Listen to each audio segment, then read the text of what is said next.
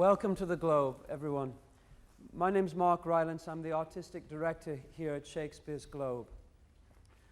Today, by coincidence or by fortune, is our 400th anniversary, in that 400 years ago, on the 21st of September 1599, a Swiss gentleman came to the Globe, crossed the river to the house with the thatched roof, and saw a performance of the tragedy of the Emperor Julius Caesar, in which he witnessed the violent assassination of that leader and the violent civil war that followed. He thought the play was okay, but he particularly liked the dance of the 15 actors at the end of it. And that was the first recorded performance of a play in Shakespeare's Globe. So when Jeremy Gilley came to me with his wish to launch his Peace One Day campaign here at Shakespeare's Globe, I thought that was a good piece of fortune, and it's my great honor to welcome him and Mr. Fawzi here today.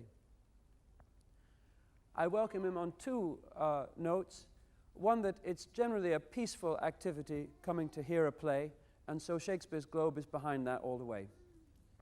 The other thing is that this building has a history of 28 years of struggle by an individual, Mr. Sam Wanamaker, who eventually gave his life before seeing the building go up.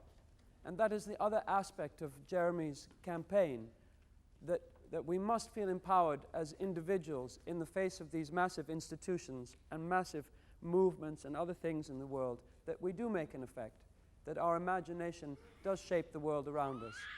So on that second note, I also welcome Jeremy. And I want to send him off, I hope with the good wishes of William Shakespeare, with a speech from the play King Henry V, which was the play that opened this theatre 3 years ago. At the end of the play, King Henry meets the Princess Catherine in France, having gone through a series of wars, and a rather wonderful nobleman called the Duke of Burgundy makes a speech to the King of France and the King of England about peace, speaking about peace in terms of a garden, or in terms of nature. It's a familiar situation that to form an army, you take the farmers off the land, or the workers on the land, and you get them to use their tools of fertility to kill each other and earn new lands. And one of the big problems is that Shakespeare recognizes, how do you get those men to then go back to the rather mundane activity, perhaps, of tilling the land, of returning to the land and returning to their farmer position. This is a mystery in Britain to do with our daemon or our guardian, St. George, who's known as a rather pugnacious character. But behind that St. George figure is George the gardener, and I wish he was celebrated a little bit more than the pugnacious one. So this is for George. Let it not disgrace me if I demand before this royal view what rub or what impediment there is, why that the naked, poor, and mangled peace, dear nurse of arts, plenties, and joyful births, should not, in this best garden of the world, our fertile globe, put up her lovely visage. Alas, she hath from the world too long been chased, and all her husbandry doth lie on heaps, corrupting in its own fertility. Her vine, the merry cheerer of the heart, unpruned dies. Her hedges, even pleached, like prisoners, wildly overgrown with hair, put forth disordered twigs.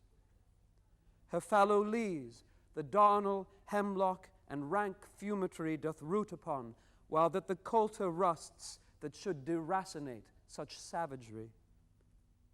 The even mead that erst brought sweetly forth the freckled cowslip, burnet, and green clover, wanting the scythe, all uncorrected, rank, conceives by idleness, and nothing teems but hateful docks, rough thistles, kexies, burrs, losing both beauty and utility.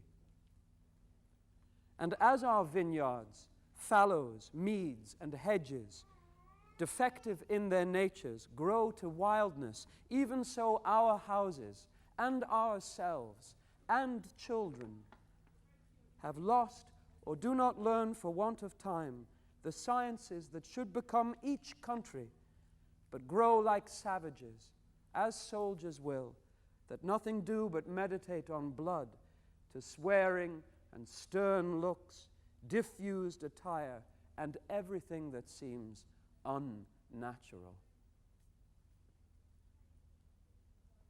which to reduce into our former favor you are assembled.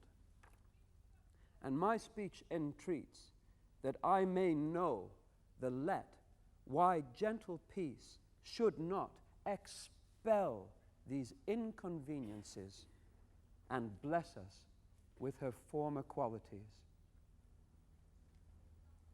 And my speech entreats that I may know the let why gentle peace should not expel these inconveniences and bless us with her former qualities.